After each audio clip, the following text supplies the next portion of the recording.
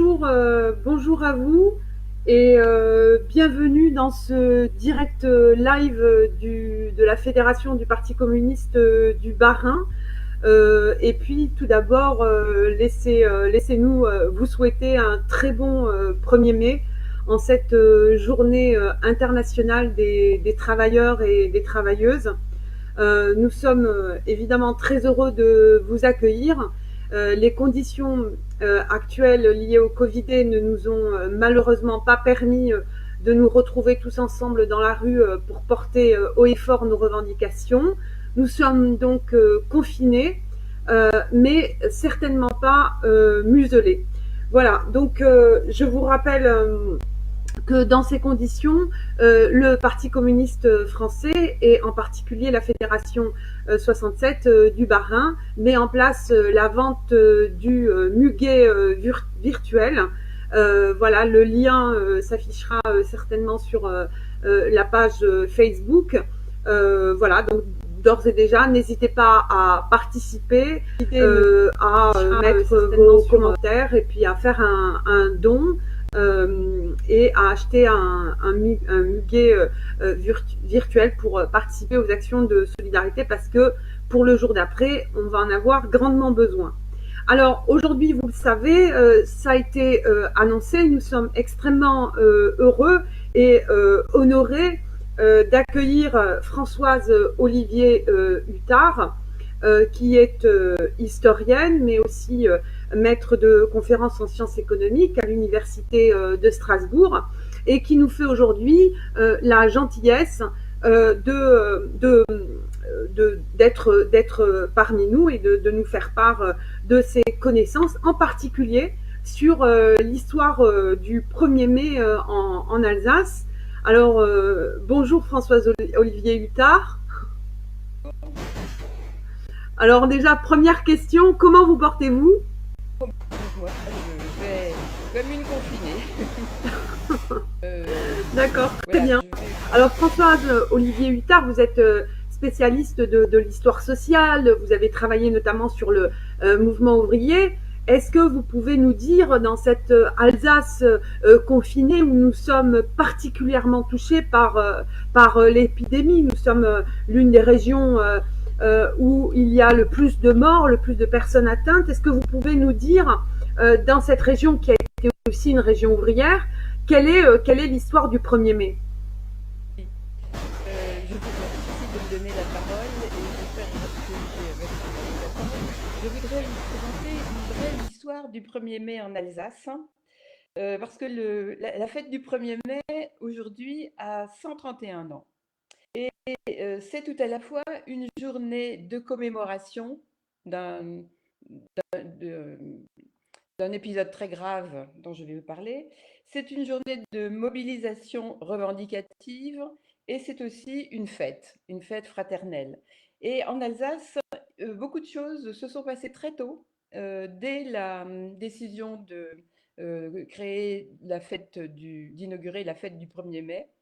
Et il y a eu beaucoup d'ingéniosité pour déjouer tous les interdits qui ont été nombreux au fil des ans.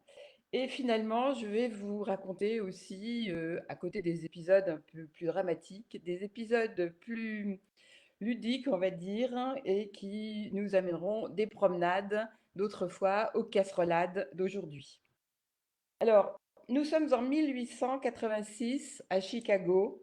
Le début mai est le début de l'année comptable et c'est l'occasion pour les syndicats américains d'une grande grève à propos de la revendication principale de cette époque qui est la journée de 8 heures.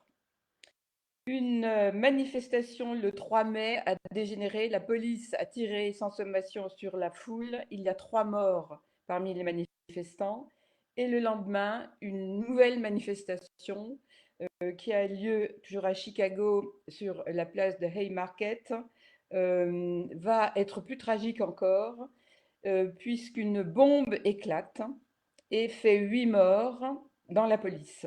On accuse évidemment tout de suite les militants syndicalistes qui sont anarchistes et qui sont aussi des immigrés allemands. Ça comptera beaucoup parce qu'il y a une part de xénophobie dans le procès qui va suivre. Et un procès est immédiatement intenté. Il y aura des condamnations à mort, un suicide.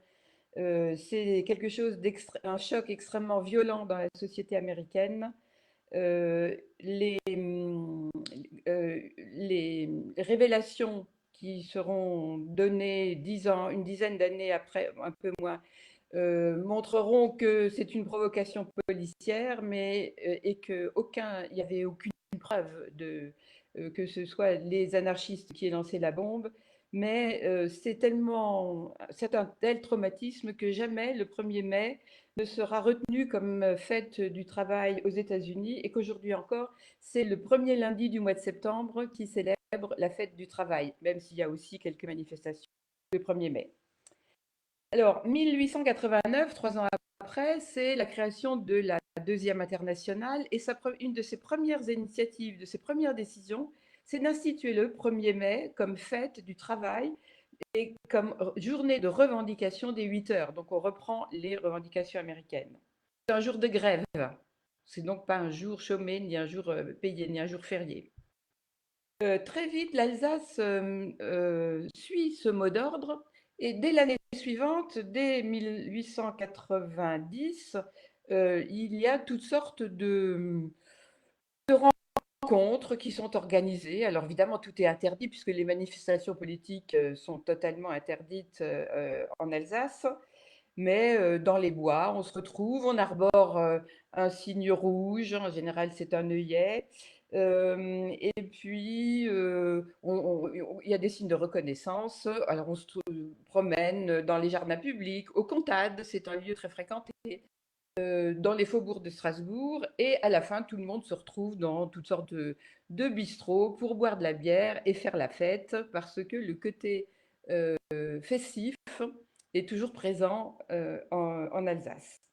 L'année suivante, en 1891, les activités politiques sont toujours interdites, mais Brustewitz, qui est un militant socialiste, va contacter à Schiltigheim le patron d'une auberge qui a une grande salle, en lui disant bah, écoutez, j'aimerais bien faire une fête avec des amis, est-ce que vous pouvez me louer une salle? Oui, d'accord. Il va aussi trouver la fanfare militaire demandant de la musique pour un bal, ce que les militaires font volontiers parce que ça leur fait de l'argent de poche facile. Et 300 personnes arrivent au compte-gouttes, mais enfin 300 personnes arrivent dans cette Bavaria Keller qui est située au 15 route de Bischwiller. Actuellement, le bâtiment va être démoli, et ça a été dans la dernière période une fabrique de cartes postales. Mais c'était à l'origine un grand café avec une grande salle, et comme il y avait partout en Alsace des lieux pour se rencontrer, boire de la bière et danser. Et la police, évidemment, finit par arriver. Et alors, on range vite, précipitamment, tous les insignes rouges qui pouvaient traîner. Mais enfin, on est en train de chanter des chants socialistes. Ça ne plaît pas du tout à la police. Une mère de famille prend sa petite fille et la met sur une table. Et cette petite fille de 6 ans se met à réciter son petit compliment qui est chers parents, chers participants, nous devons tous faire en sorte que nos parents n'aient plus besoin de travailler que 8 heures. Vive le prolétariat international. Bon, la police ne sait pas trop quoi faire, rien ne sera retenu contre les manifestants, tout le bal continue, les militaires ne voient pas pourquoi ils s'arrêteraient, puisqu'ils ont été payés pour ça. Donc la fête se passe bien. L'année suivante, en 1880, oui, cette année-là, à Fourmies, dans le nord de la France, les événements sont beaucoup plus tragiques. La police tire sur la foule, il y a 10 morts.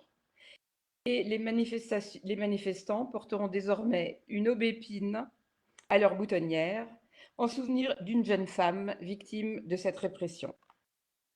À Strasbourg, en 1905, alors tous les ans, il y a plus ou moins des rencontres, etc. Mais en 1905, il y en a une qui est particulièrement bien organisée. Le rendez-vous est donné dans la forêt du Neuhof. Et les militants arrivent de partout. Ils arrivent en tram, en vélo, à pied, du nord, du sud, de l'est. Enfin bref, ils sont 1000 personnes qui arrivent.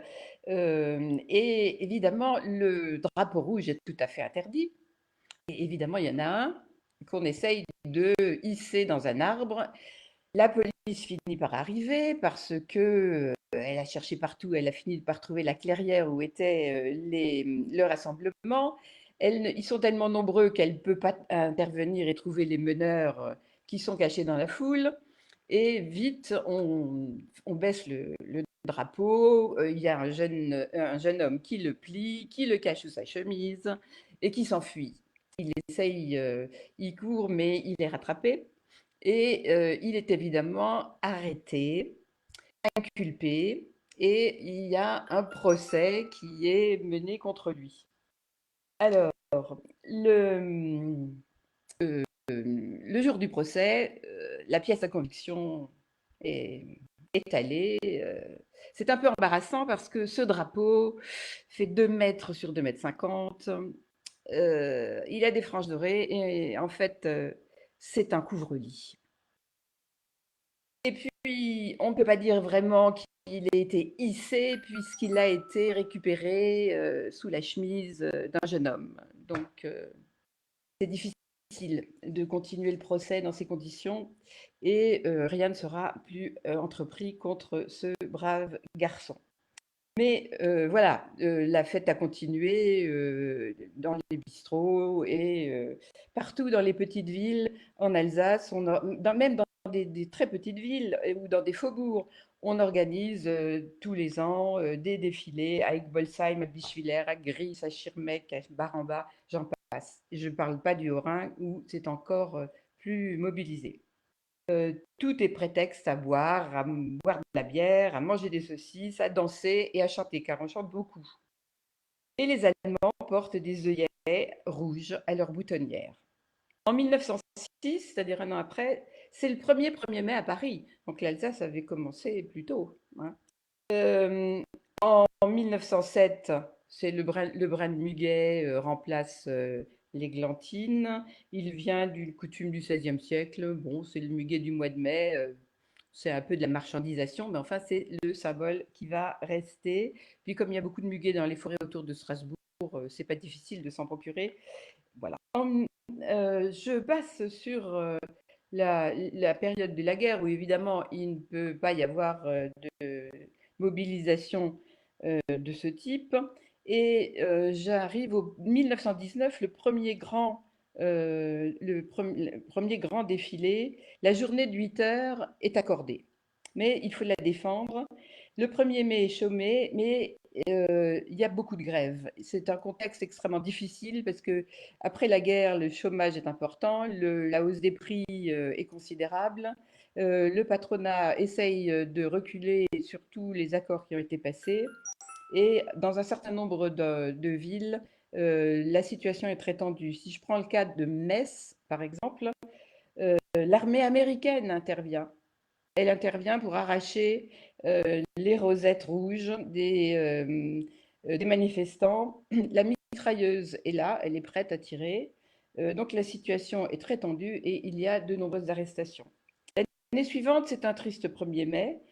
Après 2 grèves générales en mars et en avril qui ont échoué, la mobilisation est beaucoup plus difficile et le contexte est vraiment un contexte revendicatif extrêmement dur.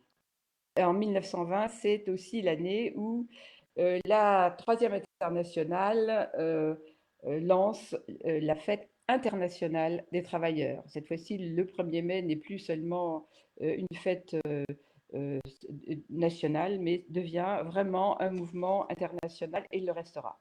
C'est la fête des travailleurs et c'est pas la fête du travail, comme ça va le devenir un peu plus tard au moment de la Seconde Guerre.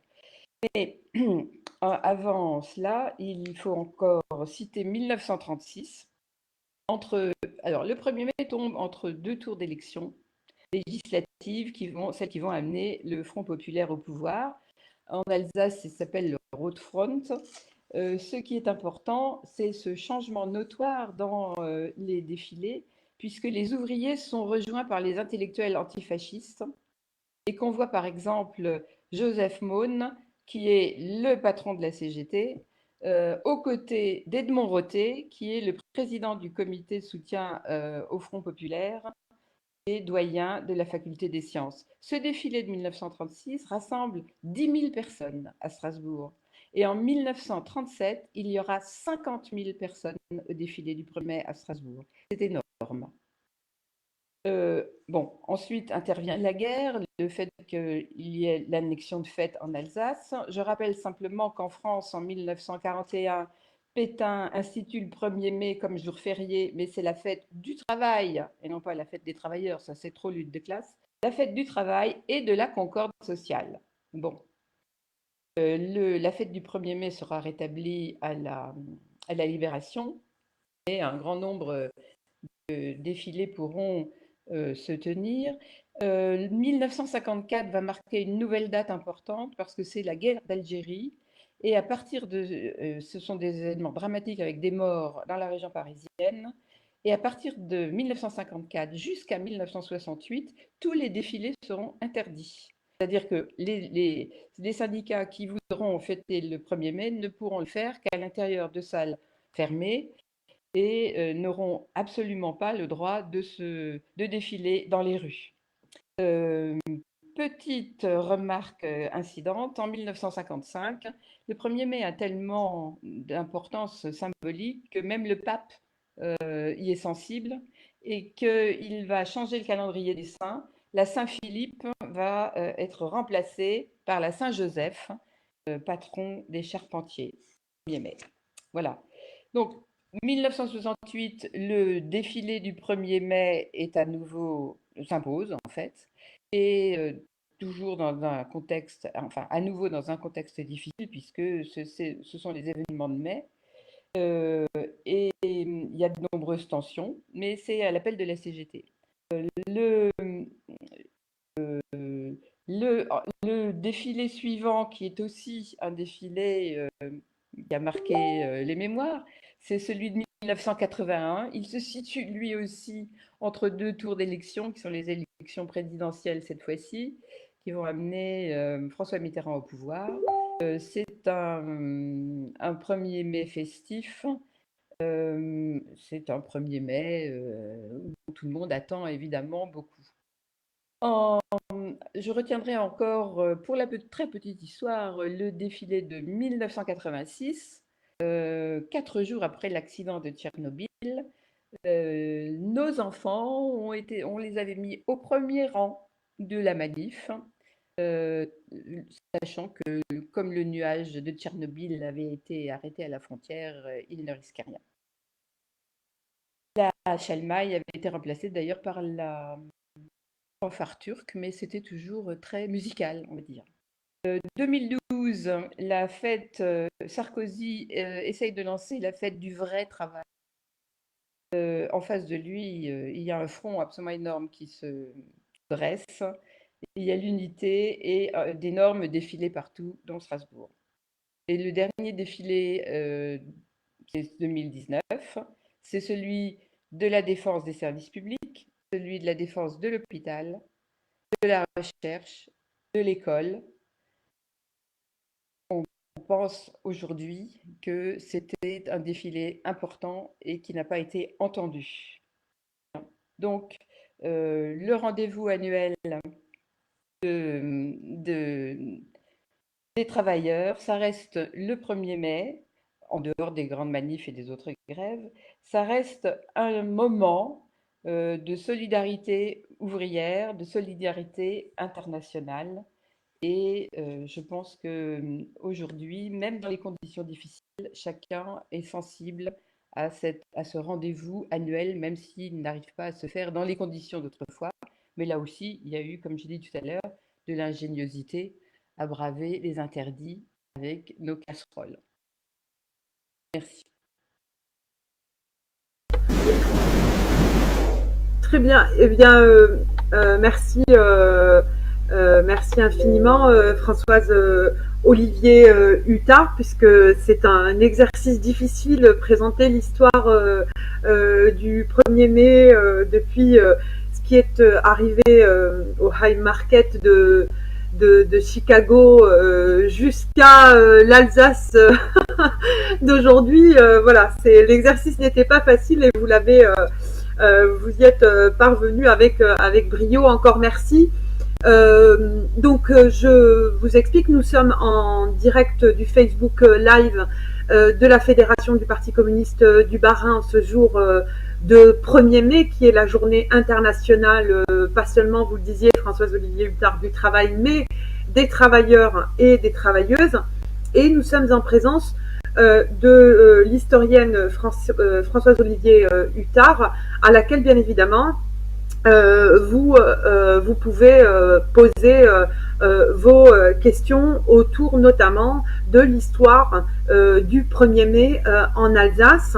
Je vous rappelle que nous sommes confinés mais certainement pas muselés et que nous n'avons pas abandonné la vente traditionnelle de notre muguet. Donc il y a la mise en place de la vente du muguet virtuel. Donc n'hésitez pas à participer, à faire vos dons pour financer les actions de lutte.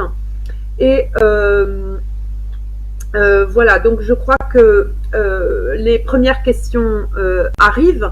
Le 1er mai, donc je m'adresse à vous, Françoise-Olivier Huttard, donc historienne qui intervient aujourd'hui sur l'histoire du 1er mai en Alsace et qu'on remercie une nouvelle fois. Donc le 1er mai a toujours eu un côté unitaire, notamment avec les syndicats réformistes ou plus souvent sous le signe de la division. Qu'en pensez-vous ? Alors, ça c'est la question de l'incidence depuis ces dernières années, la question de l'unité du cortège. Évidemment, ça dépend de l'état des luttes et des revendications. Non, il n'y a pas toujours eu unité, hélas. Il y a eu plusieurs années de suite des cortèges séparés, mais il y avait des cortèges quand même. Et il y a eu aussi des cortèges tout à fait unitaires qui ont été relativement nombreux, plus nombreux que les cortèges des unis. Voilà. Je n'ai pas fait le détail, le calcul, j'aurais pu, mais bon, pas eu le temps. Mais c'est vrai que la question de l'unité des luttes, c'est toujours un problème. Alors, il y avait des divergences politiques entre réformistes et révolutionnaires. Il y avait des divergences entre socialistes et communistes. Il y avait des divergences entre chrétiens et non-chrétiens. Mais il faut quand même souligner qu'il y a eu énormément de moments où l'unité se faisait le 1er mai sur la solidarité internationale des travailleurs. D'accord. Et par rapport à cette question de division ou d'union, qu'en est-il puisque le 1er mai, c'est aussi un jour auquel participent, alors évidemment, les syndicats, voilà, au premier chef, et les syndicalistes, hein, mais aussi les partis politiques. Est-ce que le lien entre les syndicats, les luttes syndicales et les partis politiques a toujours été un long fleuve tranquille, ou bien qu'en est-il de ce lien et surtout des perspectives politiques des luttes sociales? Alors là, en Alsace, nous sommes dans une situation particulière parce que le début du syndicalisme est allemand et il est très lié au début du socialisme, de la propagation de l'idéologie socialiste. Donc, en Allemagne, les syndicats se créent avec des liens organiques, les syndicats libres, j'entends, avec le Parti socialiste allemand. Et ça reste très longtemps vrai et ça fait que la situation alsacienne est relativement différente pendant longtemps parce que il est normal, parce qu'il n'y a pas la charte d'Amiens en Allemagne et que le syndicat est chargé des revendications concernant les travail, les rémunérations, etc. Le parti politique prend en charge plus les revendications politiques. Donc la distinction est plus marquée et les responsabilités aussi, si bien que l'alliance est plus visible. Mais elle est vraie aussi dans les syndicats chrétiens. Je veux dire, c'est tout le syndicalisme allemand qui est marqué par les liens entre les types d'organisations syndicales et un parti, un syndicat. Après, évidemment, l'Alsace, quand elle devient française et reparticipe à la vie, s'intègre à la vie politique française, va être confrontée à cette question qui n'était pas la sienne à l'origine. Et on va dire que à ce moment-là, elle connaît comme toutes les autres régions de France, tous les autres départements, toutes les autres villes de France, les grands, comment dire, les grands moments de conflit ou au contraire de convergence entre socialistes réformistes et communistes révolutionnaires. Donc ça rejoint toute l'histoire politique française, toute l'histoire du mouvement ouvrier français.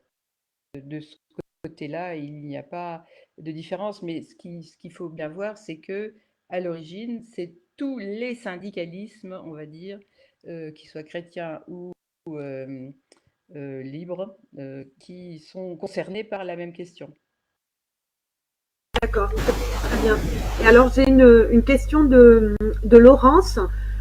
Quelle a été la place des femmes dans l'histoire des 1er mai et dans les manifestations en particulier?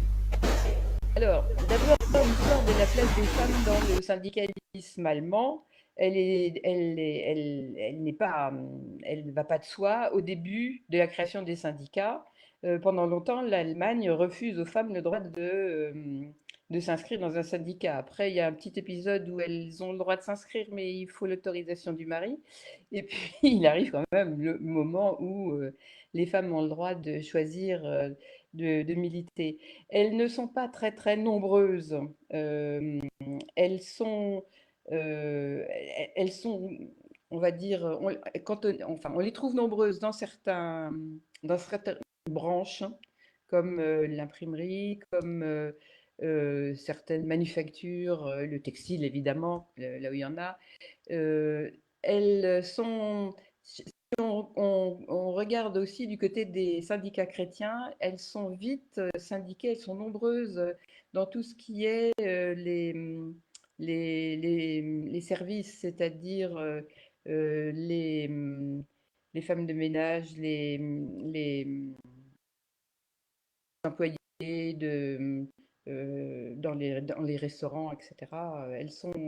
Il y a tout un système qui leur permet, qui leur garantit l'accès d'abord au travail, euh, qui leur facilite l'accès au travail et qui, en échange, les conseils et les aides dans la vie quotidienne. Si on prend le cas aussi de la manufacture de tabac, elles sont assez nombreuses, évidemment, puisque elles sont très spécialisées, elles ne font pas des métiers d'hommes. Là où elles ne font pas des métiers d'hommes, elles sont plus nombreuses. Elles commencent à prendre la place des hommes, c'est plus compliqué.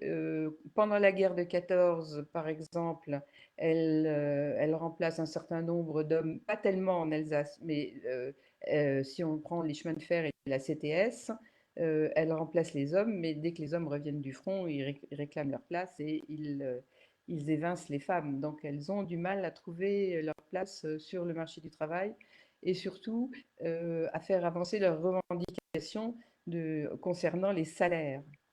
Ça va aussi avec le fait que les femmes en Alsace enfin, si on regarde quelle est la courbe de l'emploi en fonction de l'âge, on voit que les femmes jeunes travaillent à peu près jusqu'au mariage et qu'après, il y a un trou et elles s'occupent de leur famille. allemande de la femme au foyer étant quand même très prégnante. Et puis on les retrouve après les enfants sont âgés ou qu'elles sont veuves, et on les retrouve dans la vie professionnelle jusqu'à un âge très avancé, leur salaire étant très bas et ayant toujours été calculé comme un salaire complémentaire de celui des hommes, elles ont du mal à survivre. Donc les revendications sur les salaires qui étaient portées par les militantes socialistes allemandes sont quelque chose qui prend bien dans la population alsacienne du temps allemand et qui est relayé ensuite. Donc, à travail égal, salaire égal, il y a un c'est important. Les, dans les 1er mai, les femmes sont là parce que c'est festif, c'est familial. De toute façon, il y a une très grande tradition, comment dire, conviviale dans la classe ouvrière. Très régulièrement, le dimanche après-midi, les familles se rendent dans un café qui a une terrasse et qui est, si j'ose dire, qui a la couleur du syndicat ou la couleur du parti. Et il y a des discours, mais il y a aussi des repas, et on chante et on danse, et les femmes sont là, et les enfants aussi, elles sont nombreux. Ça sera même vrai au début de, de l'occupation de l'annexion de fait en 40, où les militants et les militantes essaieront de faire des explics clandestins de résistance pour se remonter le moral et pour essayer de voir comment amorcer la première résistance au nazisme. D'accord, très bien. Eh bien, si je continue dans les questions, en fait, on a un certain nombre de questions, mais il nous reste un petit peu moins d'un quart d'heure puisqu'on devra impérativement arrêter ce live à 17h. Il est 15h44 très exactement. Donc, je vais essayer de vous poser juste quelques questions, et peut-être Françoise, je sais que c'est un exercice difficile, vous pourrez nous répondre aux unes et aux autres voilà, autant que vous le pouvez rapidement. J'ai une question de Serge qui se demande comment se passait le 1er mai à l'époque où il y avait la CGT et la CGTU. La CGT donc était dominée par les socialistes après la scission, et la CGTU qui, me semble-t-il, était plutôt du côté des communistes, Françoise Olivier Hutin. Oui, c'est une époque où il y a la scission a marqué le mouvement syndical 2 fois. Elle l'a marqué en 1921, et puis après, ça sera après la libération avec la scission avec FO. Mais c'est sûr que la scission en Alsace, la scission de la CGT, bon, je reviens, les syndicats libres allemands se coulent dans le moule de la CGT en 1919. Il y a des adaptations qui sont faites, il y a des concessions qui sont faites par la CGT pour que les traditions alsaciennes puissent continuer à exister. Ce qui va marquer le mouvement, c'est les 2 grèves générales qui ont lieu en 1919, enfin les grèves de 1919 et les 2 grèves générales de 1920. Et ces grèves générales qui sont très fortes, qui ont une mobilisation très importante, tout d'un coup sont arrêtées depuis Paris. On annonce aux Alsaciens qu'il faut rentrer chez eux, que la grève est finie, bon, et ça ne passe pas. Et là, on sent que la scission va être irrémédiable. Et effectivement, le syndicat, enfin, quand il y a la scission entre CGT et CGTU, c'est d'abord, dans un premier temps, c'est la CGT qui a le plus d'adhérents, hein, CGTU étant beaucoup plus minoritaire. Mais au fur et à mesure des luttes, il va y avoir un renversement des de la tendance, si on peut dire. Et à partir de 1933, il y a une grande grève à Strasbourg dans le bâtiment. Strasbourg était une ville qui avait énormément grandi depuis de très nombreuses années et où les chantiers du bâtiment étaient très nombreux et où le problème se posait, qui avait entraîné une grève qui est très violente, dont on a des images concernant des images tout à fait effrayantes de la place du Corbeau. Et le basculement se fait là, se fait à partir de là. C'est Maune, qui est le chef de la CGTU, qui prend finalement la direction de cette grève et qui, au moment de la réunification syndicale, deviendra le secrétaire régional de la CGT réunifiée et non pas les réformistes. Donc on a en France, hein, il y a des conflits de cet ordre-là, mais en Alsace, il se résout en particulier du fait de cette grande grève du bâtiment qui pose les questions qui vont déboucher sur la réunification syndicale et puis plus tard le Front populaire. D'accord, très bien. Merci, merci Françoise de cette brève réponse parce que je sais que c'est une histoire longue et compliquée. On a un certain nombre de questions, Françoise Olivier Huttard. Je le rappelle, maître de conférences en sciences économiques, historienne du mouvement social. On a beaucoup de questions, notamment de Sofiane et d'Antoine sur l'implication des régionalistes, du mouvement régionaliste alsacien autour des journées du 1er mai. Et puis aussi des rituels ou des traditions de slogans autour de différentes villes alsaciennes ou villages comme des petites communes comme ouvrières comme Schillig, enfin Schiltigheim ou Bischheim. Est-ce que vous pouvez nous en dire quelque chose? Et il me reste à peine moins de 10 minutes. Alors pour ce qui est des revendications, on va dire automobilistes, là, il faudra demander à un meilleur spécialiste que moi, il faudra demander à Alfred Wahl de venir expliquer ses travaux. Ce qui est sûr, c'est que au moment des manifestations je parle du 1er mai, hein, là tout le monde descend dans la rue. Il n'y a pas, il n'y a pas de défilé spécial des uns et des autres. Je crois que euh, les grandes cités de concentration ouvrière sont des cités des villes qui manifestent une unité importante. Je pense à Bischwiller, je pense à Lingolsheim, je pense à toutes ces villes Bischheim, qui auront à partir de 36, à partir de 35, des maires communistes qui ne sont pas autonomistes mais qui défendront tous comment dire, certaines particularités de la situation alsacienne. Je pense à la sécurité sociale ou au régime des assurances sociales. Je crois que là, il y a toujours eu un consensus de tout le monde. Après, sur la relation à l'État, la relation à la République, là, il y a des différences importantes. Mais je veux dire, c'est pas le 1er mai que ça se manifeste. Le 1er mai, ça reste la fête internationale des travailleurs.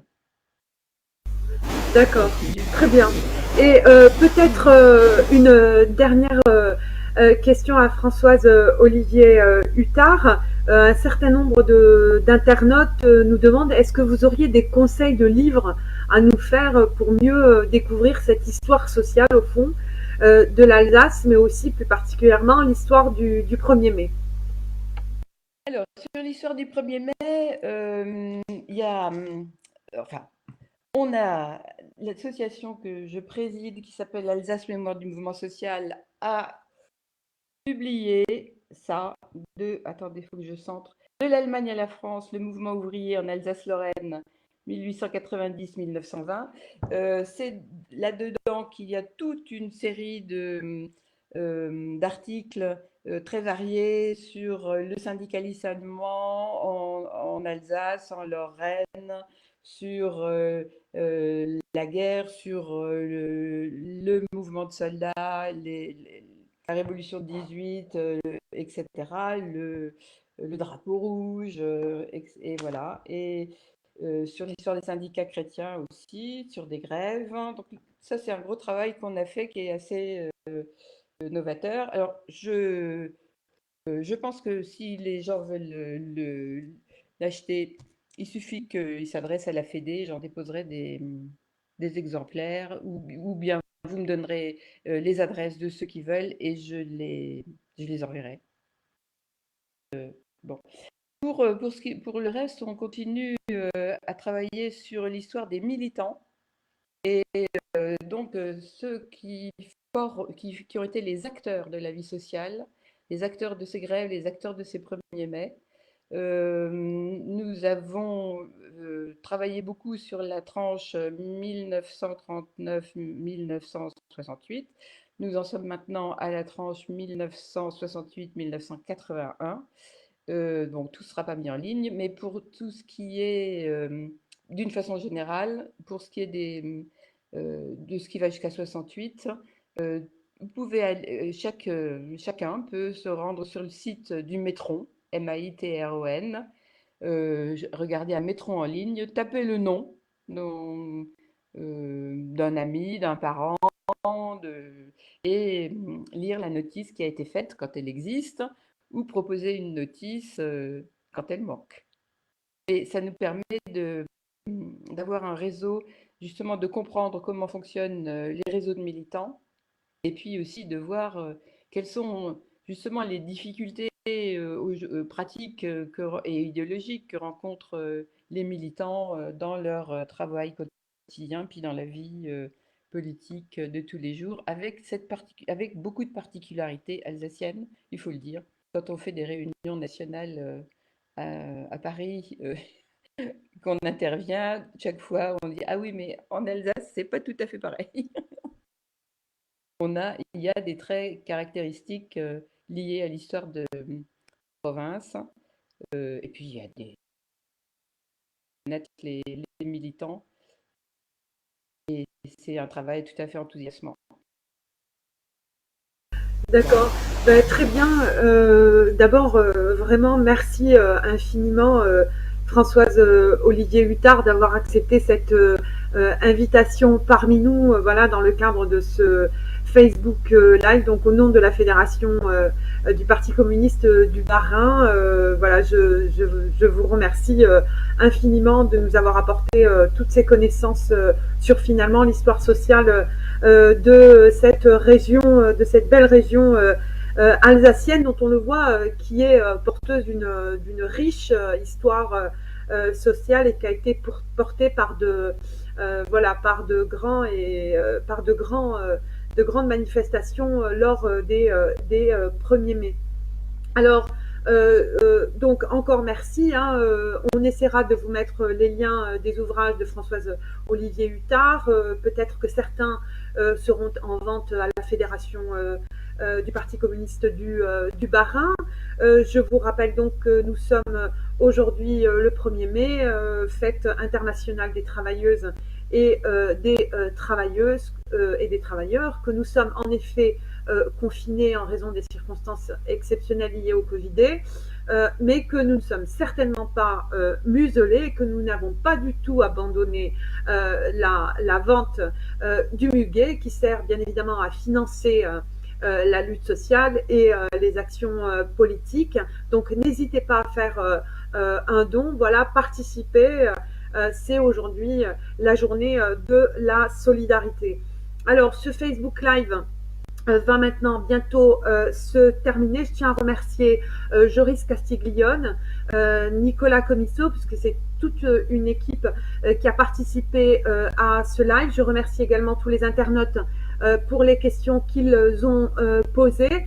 Et nous vous tenons au courant. Nous nous retrouverons le 4 mai avec Francis Wurtz, député honoraire européen, qui nous parlera de la crise sanitaire en Europe et que nous aurons donc l'honneur d'accueillir dans le cadre de ce Facebook Live du PCF du Bas-Rhin. Encore grand merci à vous. N'hésitez pas, n'oubliez pas la vente du muguet virtuel. N'oubliez pas de mettre vos banderoles à vos fenêtres, d'envoyer vos selfies sur les réseaux sociaux. Encore une fois, confinés mais pas muselés.